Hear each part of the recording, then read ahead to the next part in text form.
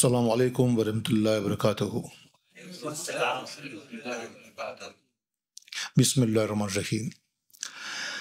आज कशफुल महजूब में ये तीसरा बयान है और आज का बयान है फ़कीरी और दरवेशी के मामले में कि फ़कीर किसको कहते हैं, दरवेश किसको कहते हैं। इस मामले में आज का ये बयान है, तो बड़ी गौर से सुनना, क्योंकि फ़कीर के ताल्लुक़ से लोगों के जो ख़यालात होते हैं वो अलग होते हैं और अल्लाह के ख़यालात अलग है। क्योंकि फ़कीर के मानी ज़्यादातर लिए जाते हैं कि फ़कीर वो होता है जो मांगता है, मांगने वाले को फ़कीर कहते हैं। ये लोगों का मंशा और ख़याल है। वो फ़कीर नहीं है, वो भीख मांगने वाला भिखारी है। ना उसकी गिनती मिस्किनों में आएगी, ना ही उसकी गिनती फ़कीरों में आएगी। वो क्या होगा? वो भीख मांगने वाला भिखारी है। और फ़कीर का दर्जा बहुत बुलंद और आला है। अल्लाह की नज़र में फ़कीर क्या है बोले वो समझते हैं। कुरान शरीफ में अल्लाह फरमाता है, लिल फुकराइल लज़ी उसिरू फी सबिलिल्लाहि ला यस्ततीऊना दरबन फिल अर्द या सबहुमुल जाहिलु अगनिया मिनत तारिफुहुम बिसिमाहुम ला यसअलून नास इल हाफा वमा तुनफिकू मिन खैरी फ़इन्नल्लाह बिही अलीम। उन फ़कीरा मतलब जो फ़ुकरा है, उन फ़ुकरा का हक है जो अल्लाह की राह में कस्बे माश से रोक दिए गए हैं। कस्बे माश यानी कमाई से रोक दिए गए, जो कारोबार नहीं करते हैं, कारोबार से रोक दिए गए। किसके लिए? अल्लाह के लिए, अल्लाह की राह में रोक दिए गए। और अमूर दीन में हमा वक्त मशगूल रहते हैं, मतलब वो लोग हमेशा अल्लाह की राह में और दीन में वो मशगूल रहते हैं। ज़मीन में चल फिर भी नहीं सकते, यानी वो ज़मीन में लोगों के सामने नहीं जाते ज़्यादा। वो सिर्फ़ और सिर्फ अल्लाह की राह में दीन सीखते हैं या ज़िक्र अस्कार करते हैं या अल्लाह की राह में लगे हुए हैं। वो कारोबार वगैरह से थोड़ा दूर रहते हैं।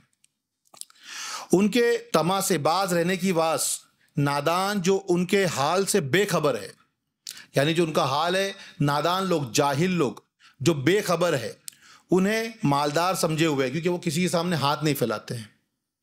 बिना हाथ फैलाए, बिना किसी से कुछ मांगे उनका सारा कारोबार अल्लाह के सुपुर्द है, उन्होंने अल्लाह पे छोड़ दिया हुआ है। लेकिन नादान लोग समझते हैं कि शायद वो मालदार होंगे, इतना पैसा होगा कि उनको काम करने की ज़रूरत नहीं है। तुम उन्हें उनकी सूरत से पहचान लोगे, यानी ये चीज़ सरकार सल्लम से मुखातिब है। वो लोगों से बिल्कुल सवाल ही नहीं करते हैं, कभी सवाल नहीं करते हो। ये सवाल जो करेगा वो क्या होगा? वो भिखारी होगा, वो फ़कीर नहीं होगा। मखलूक के सामने गिड़गड़ाना न पड़े और तुम जाओ माल भी खर्च करो तो बेशक अल्लाह उसे खूब जानता है। यानी वो लोग बिल्कुल किसी सवाल नहीं करते हैं कि कहीं मखलूक के सामने गिड़गड़ाना ना पड़े, यानी उनसे वो गरज नहीं रखते, उनसे नहीं मांगते हैं। तो अल्लाह ने इस आयत से ये बताया है कि जितने भी फ़कीर है वो मांगते नहीं हैं।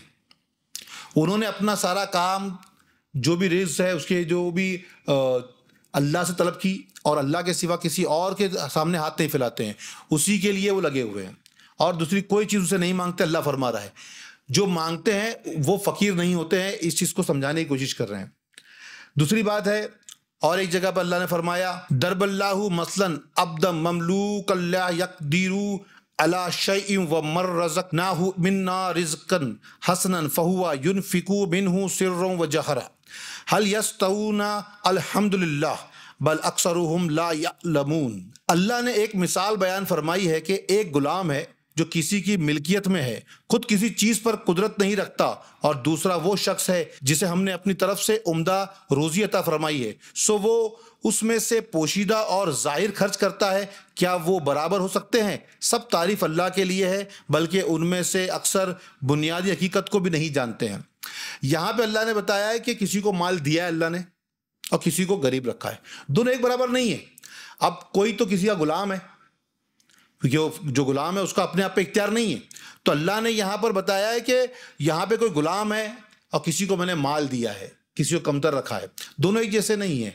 लेकिन जो मालदार भी है, वो मालदार किससे होगा? वो गनी की बात है, क्योंकि एक गनी होता है जिसको मालदार हम लोग समझते हैं दुनिया में, वो अलग है, और एक जिसको अल्लाह ने गुलाम बनाया किसी का, वो अलग है। लेकिन यहाँ पर गना और मालदार दोनों की तफसील में फ़र्क क्या है वो आगे बात आएगी उसकी। लेकिन अल्लाह यहाँ पे ये समझाना चाह रहा है कि यहाँ पे फ़कीर से मुराद भीख मांगने वाला नहीं है।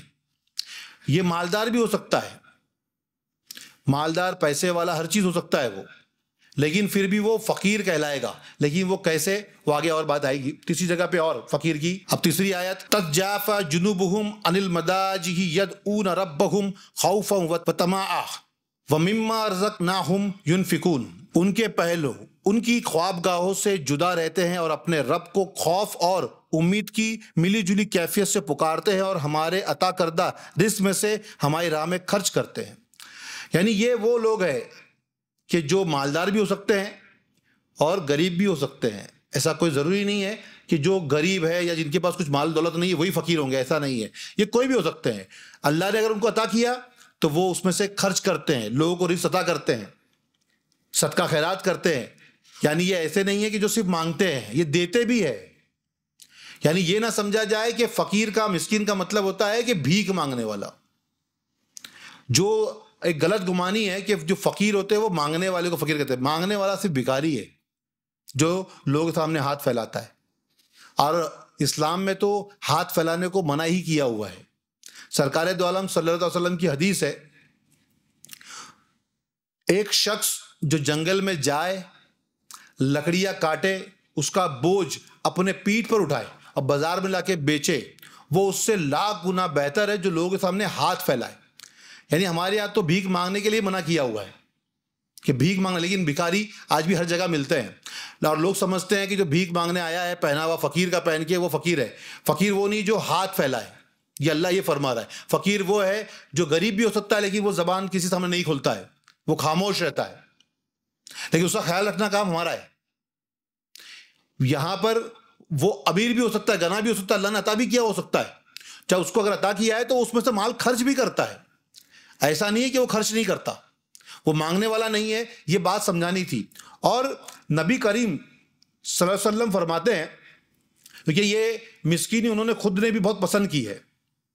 आप फरमाते हैं, अल्लाहुम्मा अय्यिनी मिस्कीनन दाअमतिनी मिस्कीनन वशरूनी फी जुमरतिल मसाकीन। ऐ खुदा मुझे मिस्कीन जिंदगी अता फरमा और मिस्कीनी में वफात दे और मिस्कीनों के ज़मरे में उठा। यानी मिस्कीन जिसको हम आज गरीब गुरबा कहते हैं, लेकिन वो मांगने वाले नहीं होते हैं। ये गैरतमंद जो किसी के सामने हाथ न फैलाए, माल से भले गरीब हो लेकिन वो हाथ ना फैलाए किसी के सामने, वो मिस्कीन होते हैं। तो वैसे सरकारी ख्वाहिश है कि उन मिस्कीनों में, उन फकीरों में मुझको रख, मेरी वफात भी उनके दरमियान कर और कल मैदान मैशर में मेरा हश्र भी उनके साथ कर। मतलब मैं उनके ही झुरमुट में, उनके जमरे में हूँ। यानी उन्होंने फकीरों को पसंद किया, मिस्किनों को पसंद किया है। लेकिन कौन से फकीर? मांगने वाले नहीं, ध्यान रखना। ये फकीरी अलग है, जो आगे बात समझ में आएगी कि इसके बारे में बात हो रही है। यानी यहाँ पे आपने इसको पसंद किया है कि उसी में रखा। सैयद आलम सल्लल्लाहु अलैहि वसल्लम का इरशाद है कि रोज़े क़यामत, यानी ये भी हदीस है, अल्लाह ताला इरशाद फरमाएगा, मेरे महबूबों को मेरे करीब बुलाओ। सरकार फरमा रहे हैं कि कल मैदान महशर में अल्लाह किसको फरमाएगा कि मेरे महबूब को, फरिश्तों से कहेगा कि मेरे महबूबों को मेरे करीब बुलाओ।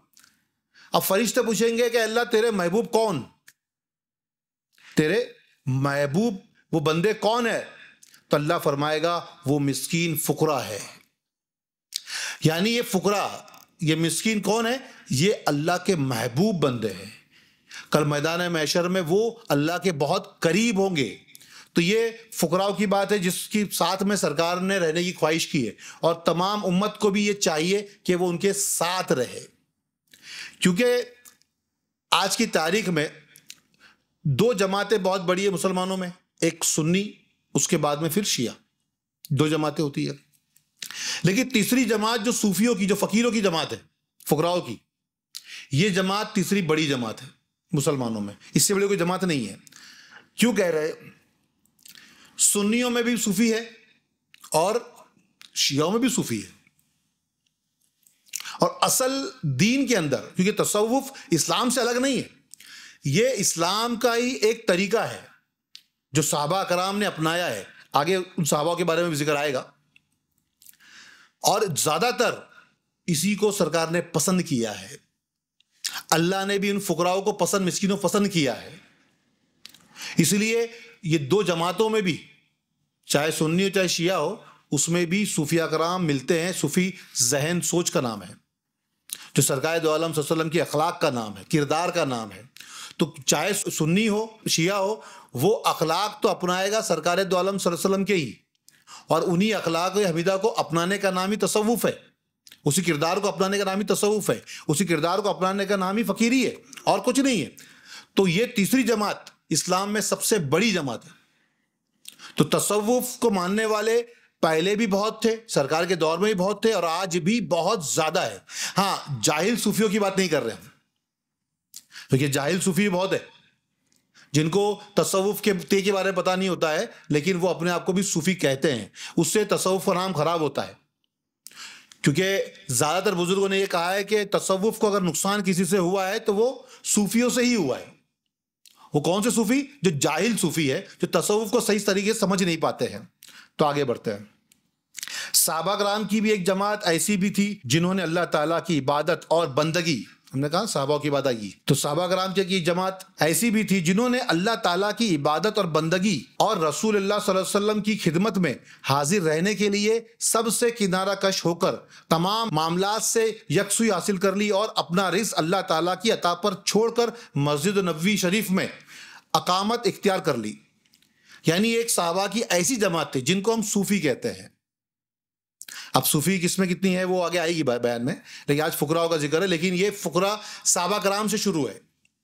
ये इसलिए कह रहे हैं कि कोई ऐसा ना कहे कि ये बाद में पैदा हुआ वाला कोई फिरका हो, कि सरकार के दौर में ये लोग नहीं थे। कुरान शरीफ में उनका जिक्र आ गया फुकराओं का, कि फकीर किसको कहते हैं, क्या है, वो समझ में आ गया। अब आगे सहाबा कराम ने भी वैसे इख्तियार कर लिया, और ये वही लोग हैं जिनको हम अस्साफ़े सूफा कहते हैं, और उन्हीं के तरीके पर चलने वालों को आज हम सूफी कहते हैं। तो ऐसे लोग थे कि जिन्होंने अपने कारोबार हर चीज से किनाराकशी कर ली और अल्लाह के हवाले कर दिया अपने आप को। अल्लाह रिज़्क़ अता करे तो वो खाएंगे, न दिया तो नहीं खाएंगे। वो एक गोदड़ी ओढ़े हुए, एक खराब सी ओढ़े हुए गोदड़ी वो घूमते रहेंगे, और मस्जिद नबवी में ही वो आके रह गए। वो कहीं जाते नहीं, कि आते नहीं। वो बस सरकार दो आलम सल्लल्लाहु अलैहि वसल्लम की अताअत में है, उनसे मोहब्बत में है, और कुछ भी नहीं करते हैं वो। यहाँ तक कि अल्लाह ताला ने हुजूर अकरम सल्लल्लाहु अलैहि वसल्लम को उन सहाबा कराम के साथ सोहबत व क़याम पर मामूर फरमाया, जैसा कि हक़ ताला फरमाता है, वला तत्रुदिल लज़ीना यदऊना रब्बहुम बिल गदाती वल अशी युरीदूना वजह मा अलैका मिन हिसाबिहिम मिन शैइन व मा मिन हिसाबिका अलैहिम मिन शैइन फतत्रुदहुम फतकूना मिनज़ ज़ालिमीन। यानी अल्लाह ने सूरह अल-इनाम में आयत नंबर 52 अल्लाह फरमा रहा है कि ये जो आप उनके शिकस्ता दिल, यानी जो ये फ़कीर है, खस्ता हाल है, क्योंकि कई लोगों का, जैसे यहूदी वगैरह तफसीर अलग है, एक तफसीर के हिसाब से बयान करते हैं कि साहब जो यहूद लोग थे, यानी जो पैसे वाले मालदार लोग थे, शुरू में इस्लाम में आने वाले जो लोग हैं वो गुलाम है और गरीब गुरबा है, और ये फ़कीर ही बहुत गंदी हालत में रहते थे, क्योंकि इनके पास लिबास ज़्यादा होते नहीं थे। ये सूफ से बनी हुई, ऊन से बनी हुई गोदड़ियाँ ओढ़े रहते थे। तो जो यहूद लोग थे वो बहुत मालदार लोग थे, यहूद और नसारा जो थे वो बहुत मालदार लोग थे मक्का में।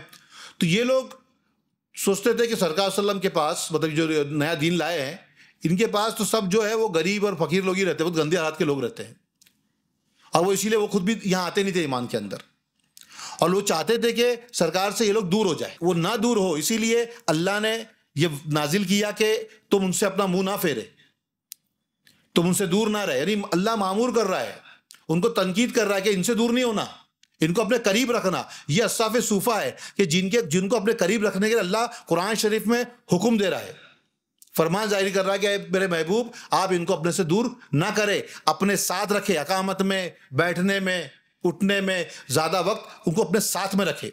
एक दूसरी जगह और एक आयत है, और फरमाया अल्लाह ने, वज़्बिर नफ्सका मअल लज़ीना यदऊना रब्बहुम बिलगदाती वल अशी युरीदूना वजहू वला तादु ऐनका अनहुम तुरीदु ज़ीनतल हयातिद दुनिया वला तुती मन अगफलना कल्बहू अन ज़िक्रिना वत्तबा हवाहू वकाना अमरुहू फरूतन। ऐ मेरे महबूब, तू अपने आप को उन लोगों की संगत में जमाए रखा कर, यानी उनकी सोहबत में रख। किनकी सोहबत में? पूरी दुनिया को हुक्म है कि सरकार दो आलम सल्लल्लाहु अलैहि वसल्लम की सोहबत में रहे, उनसे दूरी ना करे। लेकिन अल्लाह क्या फरमा रहा है, ऐ मेरे महबूब तुम अपने आप को उनकी सोहबत में रखो, उसको अपने से दूर ना करो, ना तुम उनसे दूर हो, हमेशा उनके साथ रहो। जो सुबह व शाम अपने रब को याद करते हैं, वो लोग क्या करते हैं? उनका काम क्या है? सुबह और शाम वो अपने रब को याद करते हैं। यह अस्हाब सुफा की बात हो रही है। इतना बड़ा मकाम, सूफियों का मकाम कम नहीं है। लेकिन आज कुछ जाहिलों ने इस चीजों को छोड़ दिया है। बगैर ज़ौहद के तरीकत को हासिल करना नामुमकिन चीज है। लोग समझते हैं कि बिना ज़ौहद के तरीकत हासिल हो जाएगी, नहीं हो सकती। मार्फत अलग चीज है, मार्फत अताई है, लेकिन शरीयत, तरीकत और हकीकत ये कल्ब से हासिल होती है, मेहनत से, जद्दोजहद से हासिल होती है, ज़ौहद से हासिल होती है, मुराकबे से, मुशाहिदे से, इससे हासिल होती है।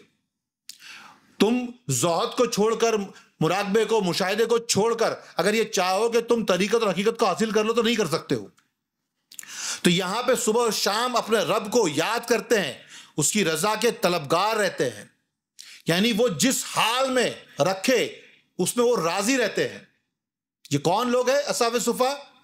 कि जो सुबह शाम अल्लाह का जिक्र करते हैं, उसकी याद करते हैं और उसकी रजा में राजी रहते हैं। वो जिस हाल में रखे उस हाल में वो राजी है, उसकी दीद के मुतमईनी और उसका बुखड़ा तकने के आरजूमंद है। यानी ये कौन लोग हैं? अल्लाह की दीद के, अल्लाह के दीद के मुतमईनी है, यानी उनको इत्मीनान हासिल होता है, करार हासिल होता है तो वो अल्लाह की दीद से होता है। अल्लाह के दीद के बिना उनको ना इत्मीनान हासिल होता है, ना करार हासिल होता है। और हमेशा उसके मुखड़े को, यानी अल्लाह के मुखड़े को तकने के आरजूमंद होते हैं। हमेशा अल्लाह के दीद की ख्वाहिश रखते हैं, वो उससे दूर नहीं होते हैं। तेरी मोहब्बत और तवज्जा की निगाहें उनसे ना हटे, यानी आपकी जो निगाहें हैं वो आपकी मोहब्बत की निगाह रहे। किस पे? उन अस्हाब सुफा और उन फकीरों के ऊपर। क्या तू उन फकीरों से ध्यान हटाकर दुनियावी जिंदगी की आराइश चाहता है? और तू उस शख्स की अताअत भी ना कर जिसके दिल को हमने अपने जिक्र से गाफिल कर दिया है। यानी अल्लाह ने रोक दिया सरकार सल्लम को किस चीज से? कि दुनिया के अंदर जो लगे हुए हैं, जो दुनिया में लगे हुए हैं, दुनिया के मालो दर से मोहब्बत करते हैं और अल्लाह के याद से, उसके जिक्र से गाफिल है, उनसे दूर रहे। मतलब उनको अपने करीब ना कर। और वो अपनी हवाए नफ्स की पैरवी करता है और उसका हाल हद से गुजर गया है। यानी वो लोग हैं कि जिनका हाल, जो दुनिया से मोहब्बत कर रहे हैं, अल्लाह की याद से गाफिल है, ऐसे लोगों से दूर रहो। और उनका मामला हद से गुजरा हुआ है, तो उससे तुम्हारा कोई ताल्लुक नहीं। अल्लाह ने हमारे महबूब को ये ताकीद की कि वो उन अस्हाब सुफाओं के साथ में रहे, उनसे अलग ना हो, उनसे अलहदा ना हो, उनसे सोबत करे, उनको अपनी सोबत में रखे और हमेशा साथ में रखने का हुक्म हुआ। इसके बारे में इसके बाद हुजूर अकरम सल्लल्लाहु अलैहि वसल्लम मामूल रहा कि उन साहबा में से किसी एक को जहां कहीं भी देखते, मतलब उन अस्हाब सुफा को से किसी एक को भी जहां कहीं भी देखते तो आप फरमाते, ये वो हजरात हैं जिनके लिए अल्लाह ताला ने मुझे ताकीद फरमाई है। यानी ये वो लोग हैं, ये अस्हाब सुफा का वो मकाम है कि तमाम नबियों के सरदार मोहम्मद सल्लल्लाहु अलैहि वसल्लम, उनको अल्लाह ये ताकीद कर रहा है कि तुम उनसे दूर नहीं होना, उनको अपने करीब रखना, उनकी सोबत में रहना, उनको अपनी सोबत में रखना, अपनी मोहब्बत की निगाहें उनसे ना हटाना, अपना लुत्फ़ो करम उनसे ना हटाना, यानी उनको अपने लुत्फ़ो करम में रखना। तो ये कौन कह रहा है? ये अल्लाह कह रहा है। तो अस्हाब सुफा का मकाम कितना बड़ा है। और तुम अगर अपने आप को सूफी कहते हो तो सोचो कि तुमको कैसा रहना पड़ेगा, तुम्हारे अंदर कैसी बात होनी चाहिए। ये जिसके तरीके पे चलने की कोशिश कर रहे हो, वो अस्हाब सुफा का मकाम इतना बड़ा है कि कुरान शरीफ में उनके लिए आयत नाजिल है और सरकार दो आलम सल्लल्लाहु अलैहि वसल्लम को उनको अपनी सोबत में रखने का हुक्म हुआ है और उनको उनकी सोबत में रहने के लिए कहा गया है। ये मकाम बड़ा बुलंद वाला मकाम है अस्हाब सुफा का। ये फौरा मकाम आसान मकाम नहीं है कि कोई भी फकीर बन जाए। क्योंकि फकीर सबसे पहले क्लियर कर दिया गया कि फकीर इसको नहीं कहते हैं जो मांगता हो, उसको भिखारी कहते हैं, फकीर नहीं कहते। और आगे, फकीर दरवेश वो है कि उसके पास कुछ ना हो। फकीर और दरवेश किसको कहते हैं? जिसके पास कुछ ना हो और कोई चीज उसे खलल अंदोज असबाब का होना और ना होना दोनों उसके फिक्र में एक सा हो। यानी अगर माल है या नहीं है, दोनों उसके लिए कैसा है, एक जैसा है, उससे उसके अंदर कोई फर्क नहीं पड़ता, कोई उसके दिल का हाल बदलता नहीं, कोई उसके अंदर तब्दीली नहीं पैदा होती है, क्योंकि फिक्र जो है वो अल्लाह के ऊपर कनात करना, जो उसने दिया उस पर ही भरोसा करना, ये फिक्र है। फकीरी जो फुकरा हम कहते हैं वो अल्फाज इससे पैदा हुआ है, लेकिन ये फिक्र है कि कनात करना अल्लाह की दी हुई हर चीज़ पे। वो नेमत दे तब भी, नेमत दे तो शुक्र अदा करे, और वो फिर अगर नेमत ना दे, अगर किसी तकलीफ में रखे तो वहां पर सब्र करे। तो ये दोनों चीज अल्लाह की तरफ से, और दोनों में जिसके दिल में कोई फर्क नहीं पैदा होता है वो ही फकीर है, कि माल के होने से और ना होने से उसको कोई फर्क ना पड़ता हो। एक हिकायत है, किसी बादशाह से एक दरवेश की मुलाकात हुई, बड़ी प्यारी हिकायत है। बादशाह ने कहा, अगर तुम्हें कोई हाजत हो तो बयान करो, यानी कोई चीज तुमको चाहिए तो तुम उससे बयान करो, मैं तुमको बता करूंगा, बादशाह हूं मैं, तुम फकीर हो। उन फकीर ने जवाब दिया कि मैं अपने गुलामों के गुलामों से कुछ नहीं मांगता, कि मैं अपने गुलामों के गुलाम से कुछ नहीं मांगता हूं मैं। अब बादशाह तो बादशाह है, अब बादशाह को यह लग रहा है कि अरे फकीर है, जब मैंने उससे कहा कि तुम्हारी कोई हाजत हो तो मुझसे कहो, मैं पूरी करूंगा, और ये तो गुलाम कह रहा है कि मैं अपने गुलामों के गुलाम से कुछ नहीं मांगता। बादशाह ने पूछा, किस तरह? वो किस तरह? दरवेश ने कहा, मेरे दो गुलाम हैं। उस दरवेश ने क्या कहा? मेरे? तो दरवेश ने कहा, मेरे दो गुलाम हैं और दोनों तेरे आका है।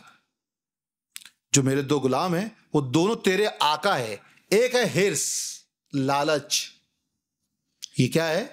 एक गुलाम है मेरा। दूसरे उम्मीद और तमन्ना, ये दो गुलाम है मेरे। अब तुम इस दो गुलामों के गुलाम हो, तो कोई बादशाह के तख्त पे बैठा है, लेकिन अगर वो दो गुलामों का गुलाम यानी हिर्स का तमन्ना गुलाम है, तो वो बादशाह नहीं है, वो गरीब है, समझे? वो बादशाह के तख्त पे बैठने लायक का नहीं है, क्योंकि उसको हिर्स भी है और उम्मीद और तमन्ना भी है। ये दो गुलाम जब तुम्हारे हो जाएंगे तब तुम फकीर कहलाओगे। तुम में हिर्स ना बचे, तमन्ना उम्मीद ना बचे, दुनिया में किसी से भी ना किसी कोई चीज की लालच हो, ना किसी से कोई तमन्ना उम्मीद हो, तब जाके तुम क्या बनेंगे? तुम तब जाके फकीर बनेंगे, उससे पहले तुम फकीर नहीं हो सकते हो। अब यहां पर फकीर जो अल्फाज है उसके ऑपोजिट का एक अल्फाज होता है गना, यानी गनी जिसको हम लोग कहते हैं। तब गना भी आएगा, क्योंकि फकीर का कोई ऑपोजिट, क्योंकि हर चीज का एक ऑपोजिट अल्फाज भी होता है, तो थोड़ी सी गना की भी तशरीह करनी पड़ेगी, क्योंकि फकीर की अब तशरीह कर रहे हैं। तो असल में हकीकी गना तो अल्लाह ही है, क्योंकि तमाम कायनात के अंदर कोई भी हो, उसको जो कुछ मिला है वो अल्लाह से मिला है। ये एक अलग पहलू है फकीर को समझने का और गना को समझने का। हकीकत में फकीरी भी और आगे बयान होगी। तो यहां पर गनी की बात जब आएगी फकीर के सामने, क्योंकि फकीर और मिस्किन तो हम लोग हैं कि हमको वो अता करने वाला है, और अल्लाह अता करने वाला है, इसलिए वो गनी है। चाहे जो कुछ तुम्हारे पास है वो अता करदा अल्लाह का है।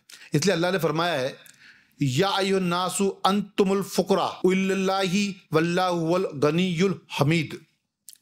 ऐ लोगो, तुम खुदा के मोहताज हो और अल्लाह ही को, अल्लाह खूबियों वाला और सरापा गनी है। ऐ लोगो, तुम खुदा के मोहताज हो और अल्लाह ही खूबियों वाला और सरापा गनी है, और अल्लाह ही गनी है और तुम मोहताज फकीर हो। वल्लाहु गनियुन व अंतुमुल फुकरा, यानी यहां पर यह बताया गया कि अल्लाह गनी है, अल्लाह के अलावा कोई गनी नहीं है, अल्लाह ही गनी है, और बाकी सब दुनिया में क्या है? वो फकीर है, फुकरा है, वो गनी नहीं हो सकते। यानी यहां समझ में आता है कि अल्लाह का ही अता करदा सब कुछ है, उसके अलावा कोई भी चीज किसी के पास नहीं है जो अल्लाह की अता करदा ना हो। तो तमाम चीजें अल्लाह की है, इसलिए वो गनी है। दुनिया में भी लोग अपने आप को बेशक ये कहेंगे कि हम भी गनी है, कि मालदार है, लेकिन वो मालदारी जो है वो अल्लाह की दी हुई ही मालदारी है, वो किसी और की नहीं है। अब गना में अहले तरीकत के नज़दीक भी एक गना है। तो अहले तरीकत के नज़दीक गना का मतलब क्या होता है? मशाइख तरीकत जिस गना को फिक्र पर अफजल कहते हैं, उससे अवाम की तवंगरी मुराद नहीं है। यानी हमारे मशाइख तरीकत भी फिक्र पर गना को अफजल कहते हैं, लेकिन वो गना मालदारी से नहीं है, क्योंकि दुनिया में मालदार जो होता है, पैसा दौलत घर बार जमीन जायदाद होती है, उसको हम गना कहते हैं, गनी यानी मालदार कहते हैं। लेकिन मशाइख तरीकत के नज़दीक जो गना है वो फिक्र पर अफजल कहते हैं, क्योंकि वो अवाम तो उसे गनी और तोंगर कहती है जिसे दुनियावी नेमतें हासिल हो। लेकिन मशाइख का गना से मुराद मनम यानी नेमत देने वाले खुदाए कुद्दूस को पाना है। यानी तरीकत के नज़दीक एक अल्लाह ने जिसको दुनियावी दौलत दी है तो दुनिया में लोग उसको गनी कहते हैं, मालदार कहते हैं। लेकिन मशाइख तरीकत के नज़दीक वो गनी नहीं है। मशाइख तरीकत के नज़दीक गनी कौन है? तो मशाइख तरीकत के नज़दीक वो है जिसने अल्लाह को पा लिया है। यानी वो जो दुनिया में नेमत देता है सबको, उसी नेमत वाले को पा लेना जो है वो गना है मशाइख तरीकत के नज़दीक। दुनिया वालों के नज़दीक क्या है? दुनिया वालों के नज़दीक है कि जो दुनिया के अंदर मालदार है, पैसे वाला है, उसके बाद धन दौलत बहुत ज़्यादा है, जागीरदार है, इस किस्म का जो इंसान होगा वो गनी होगा, वो मालदार होगा। लेकिन मशाइख तरीकत के नज़दीक वो मालदार है कि जिसके पास अल्लाह है, जिसने अल्लाह को हासिल किया, यानी विसाल इलाही हासिल हो, अल्लाह का वस्ल हासिल होना, अल्लाह की लका हासिल होना। और क्योंकि आपने फरमाया विसाल इलाही हासिल होना और चीज़ है और गफलत का पाना और चीज़ है। तो दुनिया का माल जो है वो गफलत है, तो वो गना नहीं कर सकता, तुमको मालदार नहीं कर सकता है। असल माल तो अल्लाह खुद है। तो दुनियावी जो माल दौलत है जिससे तुम गनी कहलाते हो वो दुनिया में खत्म हो जाएगा। लेकिन अल्लाह को पा लिया है तो फिर तो वो आखिरत तक और उसके बादल बाद तक है। वो जो आपकी दौलतमंदी है, जो आप गनी बनेंगे, वो सिर्फ और सिर्फ वक्त के लिए नहीं होगा। शेख अबू सईद रहमतुल्लाह अलैह फरमाते हैं कि फकीर वही है जो अल्लाह के साथ गनी हो, अल्लाह के बगैर गनी नहीं हो सकता वो। क्योंकि यहां पर फकीर वही है जो अल्लाह के साथ गनी हो, यानी तुम फकीर तभी कहला सकते हो जब तुम्हारे पास अल्लाह हो। सबसे बड़ी दौलत, उससे बड़ी कोई दौलत नहीं है कायनात में। सबसे बड़ी दौलत कौन है? अल्लाह खुद है। तो फिर अल्लाह ही जब तक तुमको मिला नहीं तो फिर तुम कैसे गनी हो सकते हो? इसलिए शेख अबू सईद रहमतुल्लाह अलैह फरमाते हैं कि फकीर वही है जो अल्लाह के साथ गनी हो। उससे मुराद अब्दी कश्फ है जिसे हम मुशाहिदा हक कहते हैं।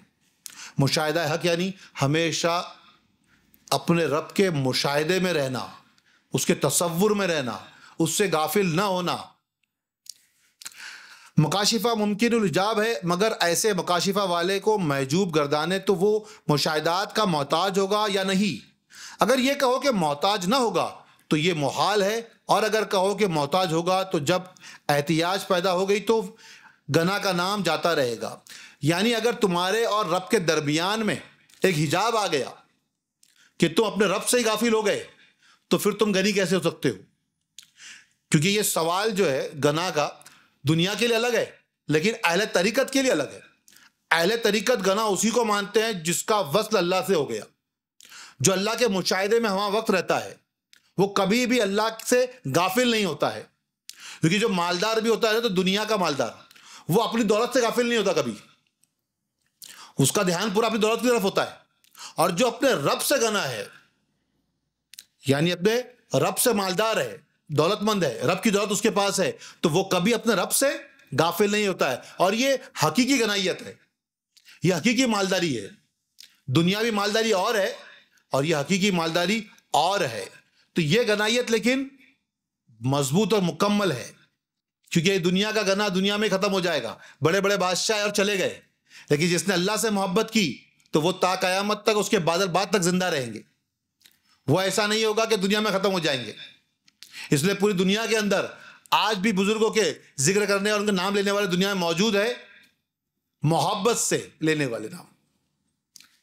चाहे तुम किसी बुजुर्ग का नाम ले लो, दुनिया भर के बुजुर्गों के नाम आप जानते हो, वो सब कौन है? वो सब फकीर है। और वो गना है अब किसके साथ?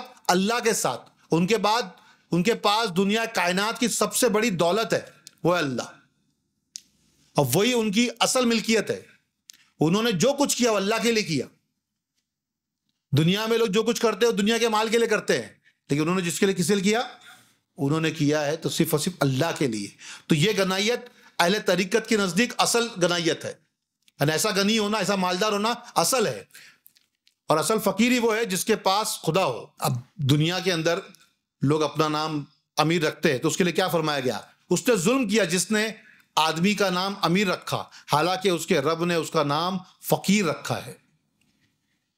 क्योंकि अल्लाह ने तो फकीर कह के पुकारा है, गनी तो मैं हूं, वो तो फकीर है। लेकिन लोग दुनिया में अपने आप को अमीर या पैसे वाला या बुलंद मर्तबे वाला सब कहते हैं। तो उसने जुल्म किया है, किस पे? अपने आप पे, किसी और पे नहीं, अपने आप पे जुल्म किया है। हालांकि रब ने उसको फकीर के नाम से पुकारा है। तो जिस नाम से उसके रब ने पुकारा है उसी नाम को लेके चलना चाहिए, और हमेशा अपने अंदर वही ख्याल रखना चाहिए। क्योंकि हक ताला की तरफ से उसका नाम फकीर है, अगरचे बज़ाहिर वो अमीर व तवंगर है, लेकिन हकीकत में वो फकीर ही है। क्योंकि दुनिया का माल दिया तो अल्लाह ने ही है ना। चाहे दुनिया वालों को दिखने में अमीर हो, लेकिन वो है तो फकीर ही है। वो शख्स हलाक हो गया जिसने खुद पर गुमान किया कि वो अमीर है। इसलिए फकरा के नजदीक क्या है?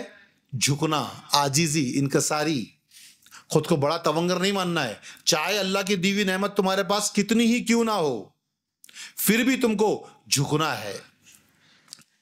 अगरचे वो शख्स तख्त हुकूमत पर मौजूद है, बादशाह बना हुआ है, प्राइम मिनिस्टर हो, गवर्नर हो, कोई भी बड़ी पोजीशन पे क्यों ना हो, उसके लिए कि अमीर व गनी साहिब सदका है और फुकराए साहिब सिद्क।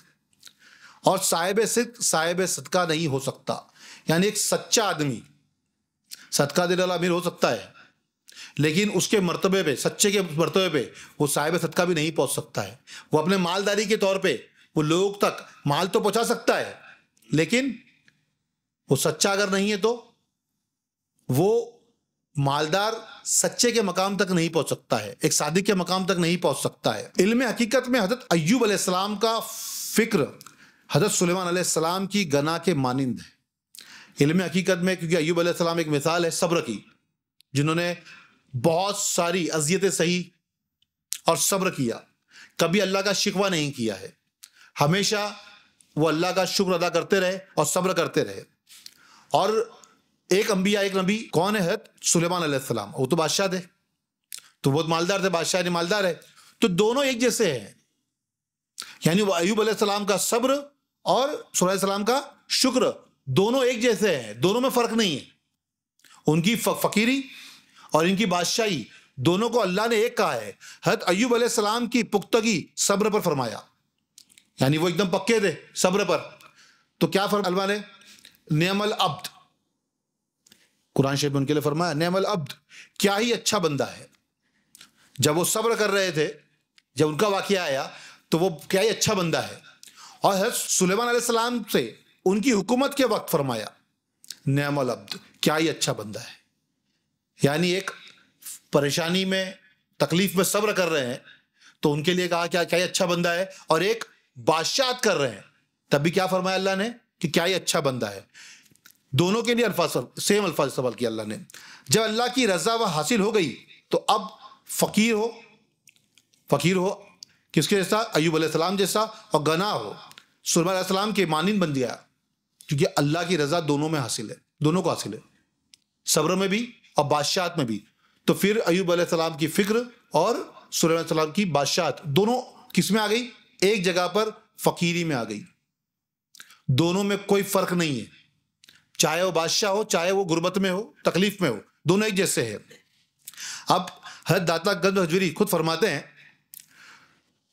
कि उस्ताद अबुल कासिम कुशैरी रहमतुल्लाह अलैह से मैंने सुना, वो फरमाते हैं कि लोग फिक्र व गना में बहस करते हैं और खुद को मुख्तार ख्याल करते हैं।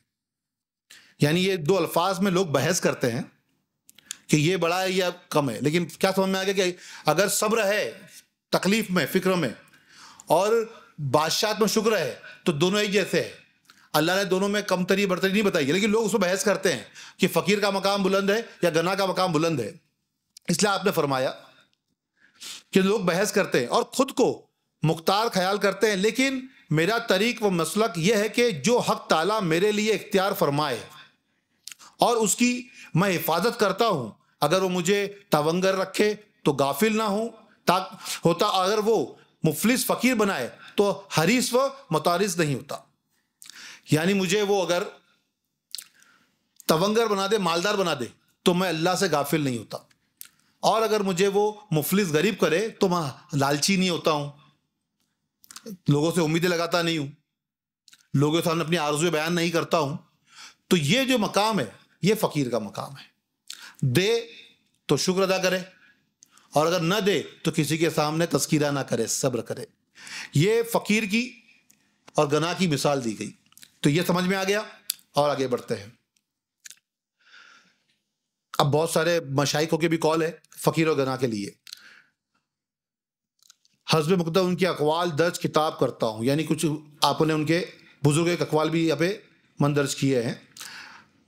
मशाइख के मुताखिरीन में से एक बुजुर्ग फरमाते हैं, फकीर वो नहीं जो साजो सामान से खाली हो, यानी जिसके पास दुनिया की माल दौलत ना हो वो फकीर नहीं है, बल्कि फकीर वो है जिसका दिल आरजू तमन्ना से खाली हो, उसके दिल में कोई आरजू तमन्ना ना हो, जो वैसा है वो फकीर है। वरना तो दुनिया में आज गरीब तो बहुत सारे हैं, लेकिन वो आरजू तमन्ना करते हैं तो क्या फकीर हो जाएंगे वो? भले ही वो मालदार क्यों ना हो, करोड़पति अरबपति क्यों ना हो, कैसी भी दौलत कैसा भी ओहदा क्यों ना हो, लेकिन उसका दिल आरजू तमन्ना से खाली होगा तो ही वो फकीर कहलाएगा। माल के होने नहीं होने से कोई फर्क नहीं पड़ने वाला है उसके अंदर। हज़रत शिबली अलैहि रहमत फरमाते हैं कि फकीर वो है जो अल्लाह के सिवा किसी चीज में राहत ना पाए। उनके नजदीक क्या है कि जो अल्लाह के सिवाय किसी चीज में राहत ना पाए ना, वो फकीर है।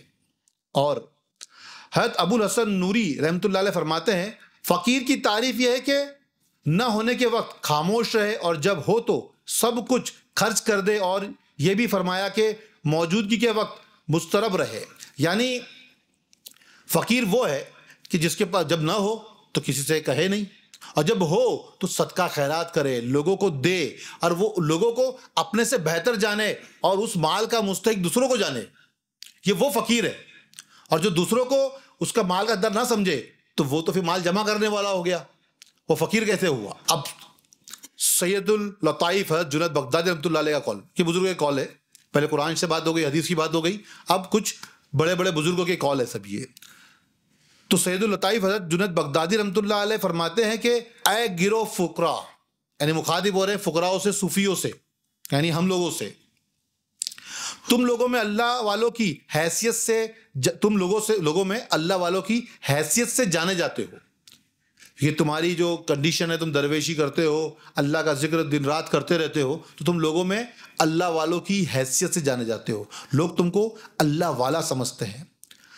ऐ फुकरा, तुम लोगों में अल्लाह वालों की हैसियत से जाने जाते हो, और अल्लाह ताला से ताल्लुक़ रखने की वजह से ही तुम्हारी ताज़ीम की जाती है। यानी लोग तुमको अगर कुछ मर्तबा दे रहे हैं, जहाँ जलाल दे रहे हैं, कुछ इज्जत दे रहे हैं, वो सब किस चीज़ की वजह से है? वो अल्लाह की जिक्र करने वालों में से हो, और लोग तुमको फ़कीर जानते हैं, दरवेश जानते हैं, इसे तुम्हारी ताज़ीम भी करते हैं। जब तुम अल्लाह ताला के साथ तन्हाई में हो तो अपना जायज़ा लिया करो कि फिल वाक़े ताल्लुक़ क्या हाल है, यानी मेरा अल्लाह से ताल्लुक़ का आज क्या हाल है। जब तुम अल्लाह के साथ तन्हाई में हो, कहीं तुम्हारा और मेरा ताल्लुक़ अल्लाह से कतई तो नहीं हो गया है, छूट तो नहीं गया है। जब तुम तन्हाई में हो, लोगों में तो इज्जत मिलेगी, ये लोगों में तुम अपने आप को जाहिर कर रहे हो अल्लाह वाला, तो लोगों में तो तुमको इज्जत मिलेगी, लेकिन जब तुम अकेले में रहो तब खुद का जायजा लो, खुद का मुआयना करो कि क्या मेरा ताल्लुक खत्म तो नहीं हो गया है। ताल्लुक खत्म होने का मतलब है कहीं मैं गाफिल तो नहीं हो गया हूं, उसके मुशाहिदे से, उसके मुराकबे से, उसके जिक्र से मैं गाफिल तो नहीं हूं। क्योंकि यहां पर हकीकत बात वहदुल वजूद की है। क्योंकि जब तुम गफलत में पड़ जाते हो तो अल्लाह से दूर हो जाते हो, और जब तुम उससे जुड़े रहते हो तभी तो तुम उसके तसव्वुर में, उसके मुशाहिदे में रहते हो, उसके जिक्र में रहते हो। तो वहदुल वजूद तुमको ये बताता है कि अपना मुआयना हमेशा करते रहो, हमेशा अपने वजूद पे अपने रब का ख्याल करते रहो, अपने जिक्र में, अपनी फिक्र में। जब तुम उससे गाफिल होते हो तो दुनिया में आते हो, जब तक तुम्हारा ख्याल उससे जुड़ा हुआ है तब तक तुम उससे गाफिल नहीं हो सकते। दुनिया के जाओ जलाल में, दुनिया की इज्जत में, दुनिया की मोहब्बत में उससे अगर तुम दूर हो गए तो लिबास तुम्हारा फकीरी रहेगा, लेकिन तुम फकीर नहीं रहोगे। फकीर, पूरा चैप्टर समझ में ये आ गया, फकीर वही है जो अल्लाह से गाफिल ना हो। अल्लाह से अगर वो गाफिल हो गया तो फिर वो फकीर नहीं कहलाएगा। और अगर अल्लाह से वो गाफिल नहीं है,